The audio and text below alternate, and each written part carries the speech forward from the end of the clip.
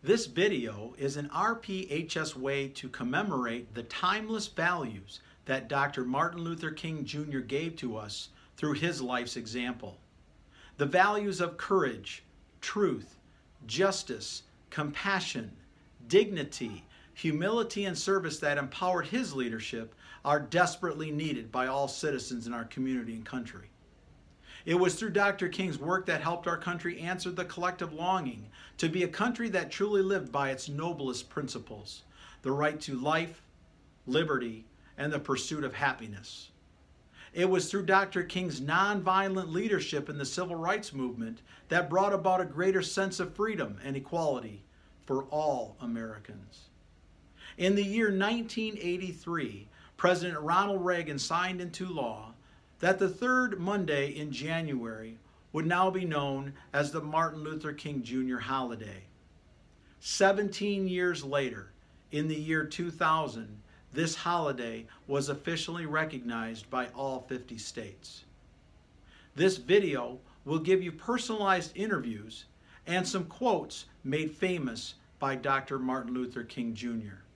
It's our hope that this personalized video will help you understand and honor a great man of our nation, Dr. Martin Luther King Jr. I've decided to stick with love. Hate is too great a burden to bear. Our lives begin to end the day that we become silent about the things that matter. We all came on different ships, but we're on the same boat now. We adopt the means of nonviolence because our end is a community at peace with itself. Injustice anywhere is a threat to justice everywhere. Wars are poor chisels for carving out peaceful tomorrows. Peace is not merely a distant goal that we seek, but a means at which we arrive at that goal. Life's most persistent and urgent question is, what are you doing for others? Dr. King had a dream that his children would one day live in a nation where they would not be judged by the color of their skin, but the content of their character. The moral arc of the universe bends at the elbow of injustice.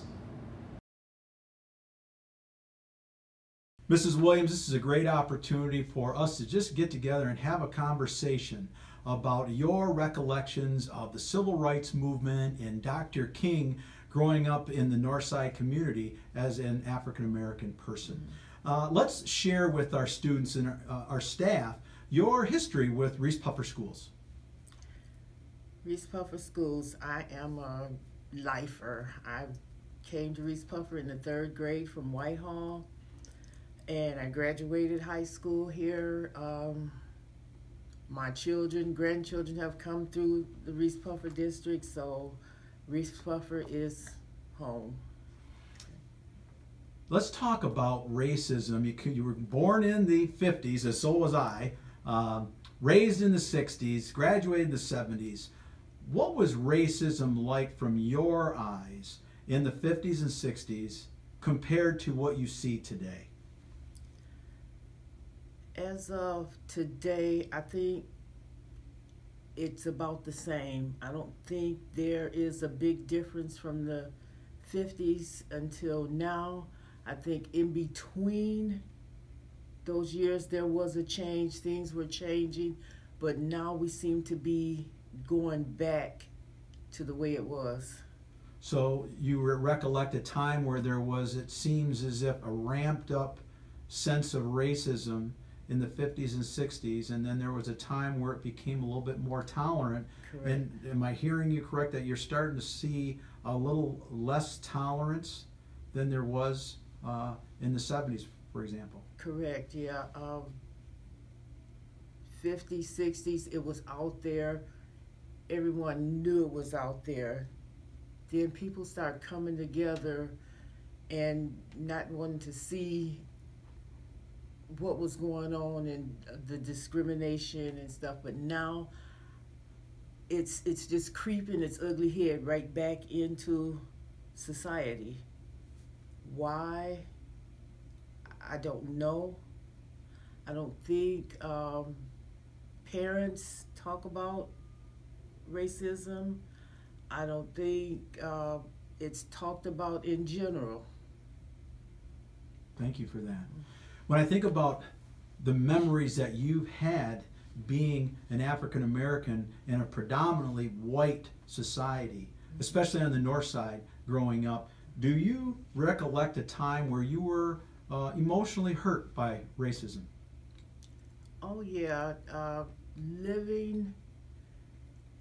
attending Reese Puffer, it depended on what side of the street you lived on. On the west side, you went to Central Elementary. On the east side, you went to Reese Puffer.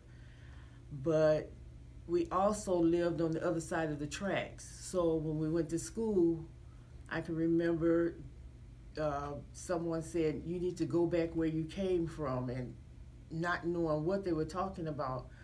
We were told we were on the wrong side of the tracks. So just couldn't understand what that meant, what that division was. And got home, and my dad said, you know, it's because of your color. You're not welcome on that part of town. Yeah. And that was in the 60s. That was growing in the up 60s. Is what you recollect here in our north side, North Muskegon, Reese Puffer area. Right.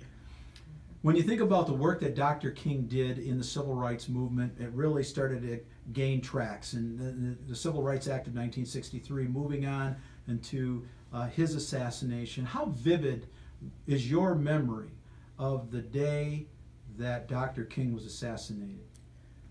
My memory, the first thing that I can think of and picture was my parents, the look on their faces, and the discussion of what was going to happen now with him gone, who was going to be that front runner.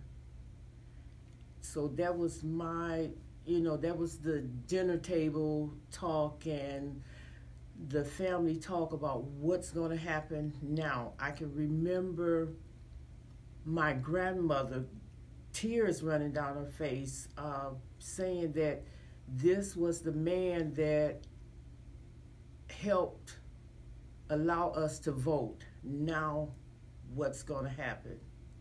At that time, I didn't really know what a poll tax was. And that's what she was referring to. That poll tax had been taken away, but what was going to happen now that he's gone? What was it like in Reese Puffer High School shortly after he passed? What do you recall when he was assassinated? I think it was kind of split. We had black and whites coming together and, upset about what had happened. But, of course, there was also the whites that, I'm glad he's gone. And I don't think they even knew what they were talking about. And on the other hand, we had the blacks very upset and wanted to, fight about it. But, fight for what? Right. Thank you for that. Thinking about your time, and you and I go way back, 28 years of friendship.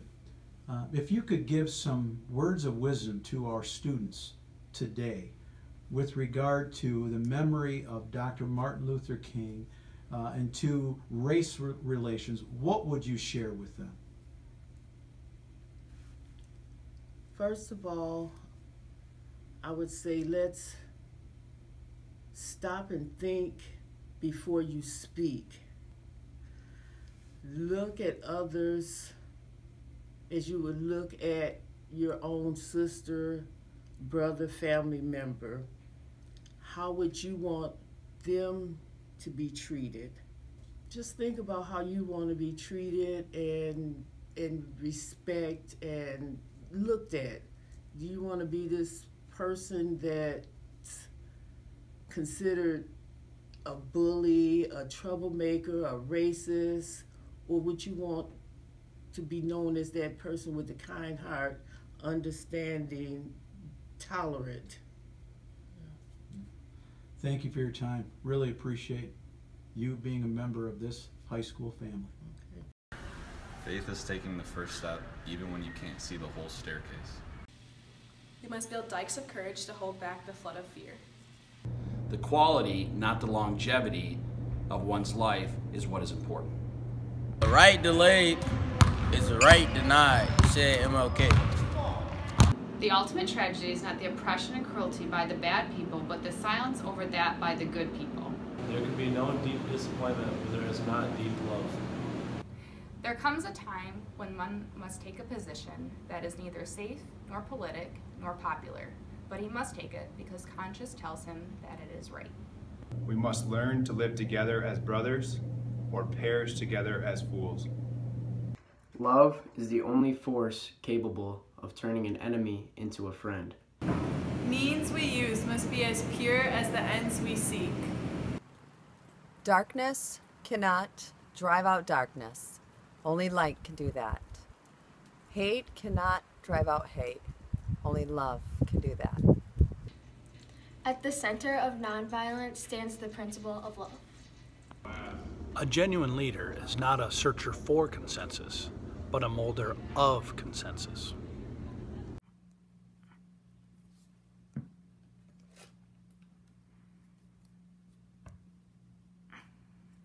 Seeing isn't always believing. The whirlwinds of revolt will continue to shake the foundations of our nation until a bright day of justice emerges. The ultimate measure of a man is not where he stands in moments of comfort and convenience, but where he stands at times of challenge and controversy. In the end, we remember not the words of our enemies, but the silence of our friends. We must accept finite disappointment, but never lose infinite hope. So, Mr. Lane, many students here and staff know you from being behind a camera.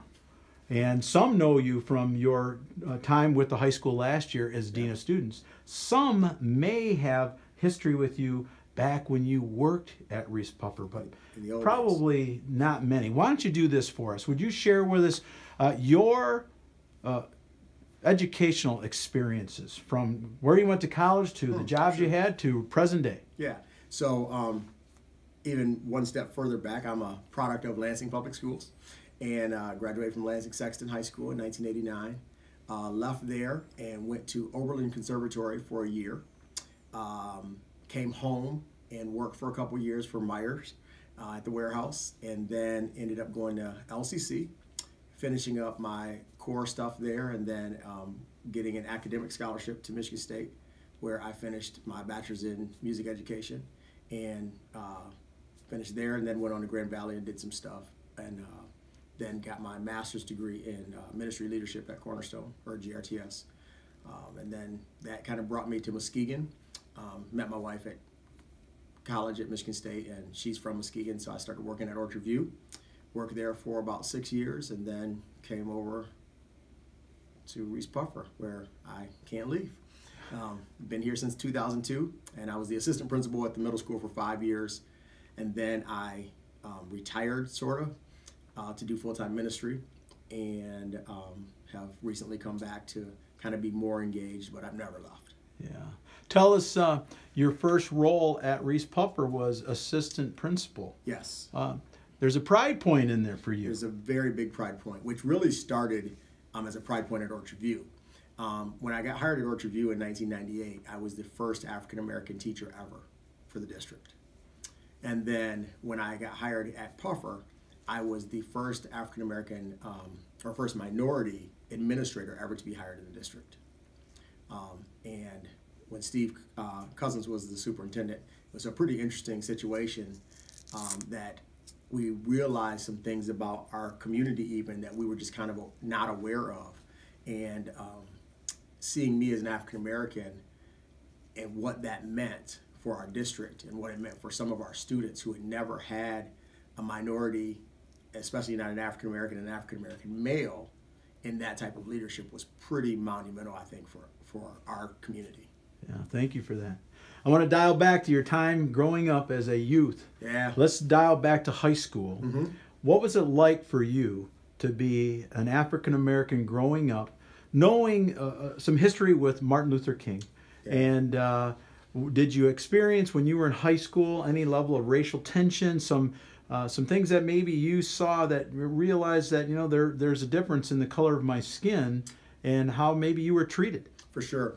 I think in high school, we were pretty diverse, surprisingly.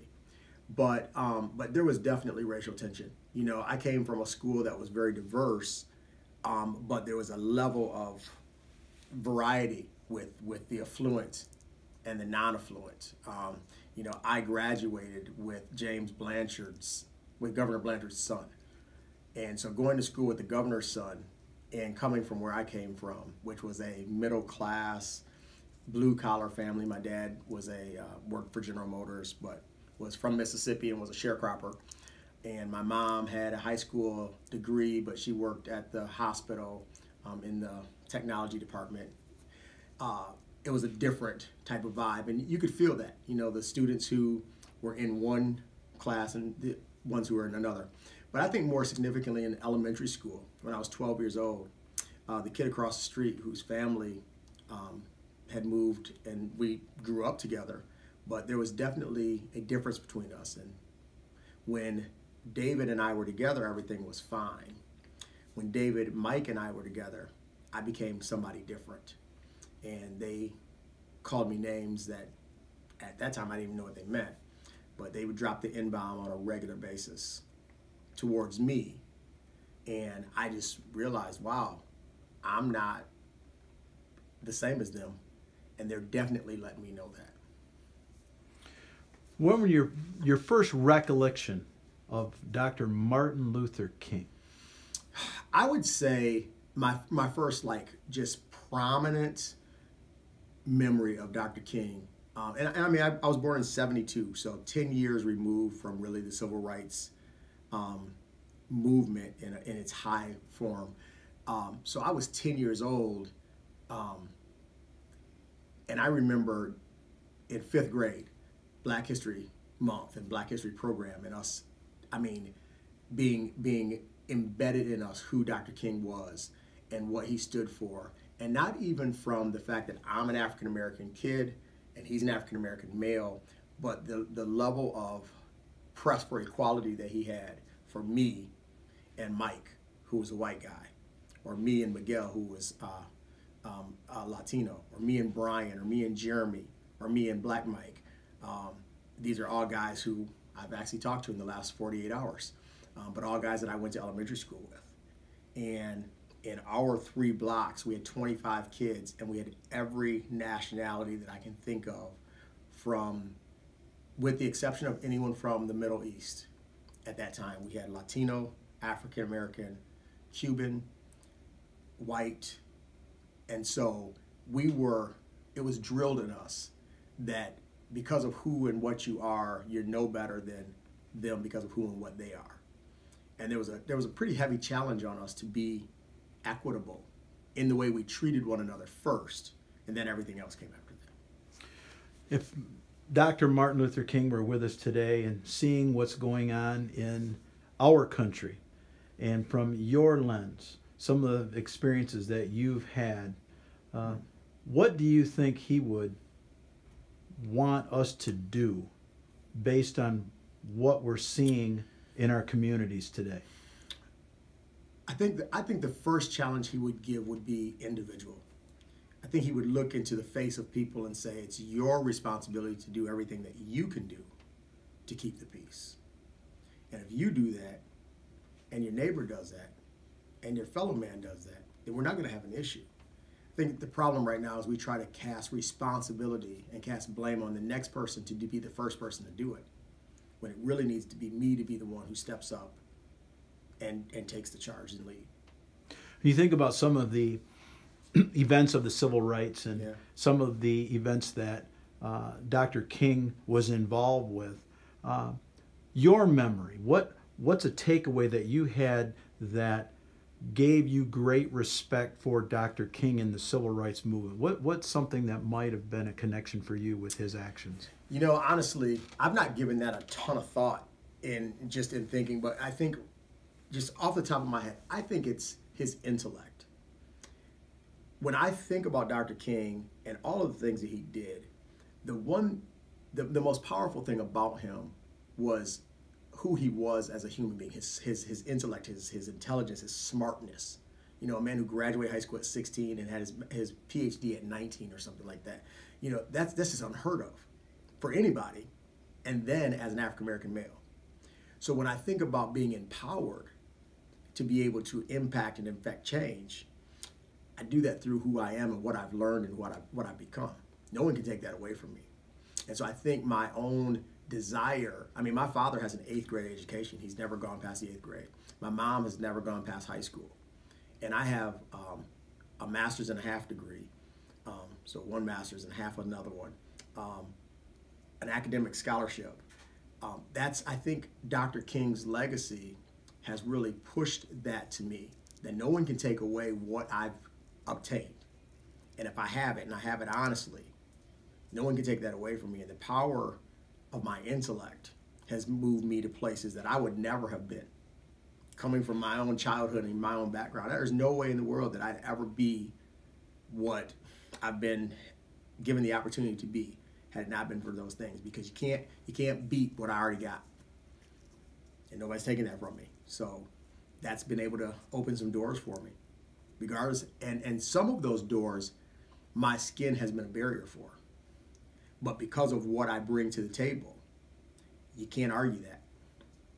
When I went to Oberlin, I was the first ever jazz drum set major in the history of the college. And to think of that in the 90s. Absolutely. Absolutely. I didn't know that when I was in elementary school until my 3rd grade teacher died about 8 years ago. I was reading her obituary, Mrs. Bent. And our elementary school, our school district, was having an integration project that we didn't even know about. They didn't tell the students, they didn't tell the parents. Our principal, all of our teachers, everyone was in on it. They were purposefully integrating our school. And we didn't know, we were clueless. And Mrs. Bent had left her school in Detroit to come work at this school specifically for this project. And I just told you a few minutes ago that in the last 48 hours, I've talked to Mike Young, Michael Chappell, Miguel Centeno, Brian Wigington, Ken Banks I've talked to recently. I can name probably 6 or 7 other people that came out of that 3-block neighborhood that I knew 30 plus years ago. Haven't talked to Brian Wigington in over 30 years. And yesterday, we had a half-hour conversation. And Brian's a white dude. There's black Mike, there's white Mike. Miguel's Latino, talked to him over Christmas. And these are relationships. I told Mike yesterday, I said, man, there's a lot of people I don't talk to, but I will never lose contact with you because you just mean that much to me. And he's a guy whose dad hated black people. Hated. When I say hated, I can't even describe to you how much Dave did not like black people. I'm the only African American to ever step foot in their home. But Mike is one of my best and dearest friends. And that goes way beyond race. It goes way beyond any of that stuff. And there's something that was forged in us because we look past that. And I know that a lot of that has to do with Dr. King's legacy and what he was challenging people like my parents to be and do, which flowed into me being and doing. And I think one of the things our kids now are missing is my generation has neglected to emphasize the value and importance of that level of compassion, empathy, barrier breaking, going past all that. I think our kids maybe don't see color, but we saw color and respected it. And I think there's a difference in being able to value somebody for the individualistic things that the qualities that they bring and celebrating those rather than saying, oh, I don't see that at all. I want you to see that I'm African American. I want you to celebrate that. I don't want you to not see my color. Because really what you're now saying is, maybe my color's not that valuable. I want to devalue that because that if I see that, then that's different. No, that's part of who I am. Tell me what, with your knowledge of Reese Puffer and the students that walk our halls, what, in your opinion, makes us unique? There's a couple things, and I mean, and I've been in every school district in our county, I think. The first thing that I always tell people that makes Reese Puffer special is that it's a very common district. You know, we're not a high end upper class district, but we have high expectations. We treat our kids as though they should be anything that they want to be. I think that that's the first thing. I think the other thing that I've loved about the district is we do celebrate people's individuality and their diversity. Who you are and what you are is celebrated. And that it just comes with what it is. So let's take you at what you are and let's make you become everything that you want to or need to be. And we empathize with people, but we never sympathize. Yep, I recognize that you came from that, but that doesn't give you an excuse not to become great. Thanks for your words. Appreciate you. Oh, man. If not me, who? If not now, when?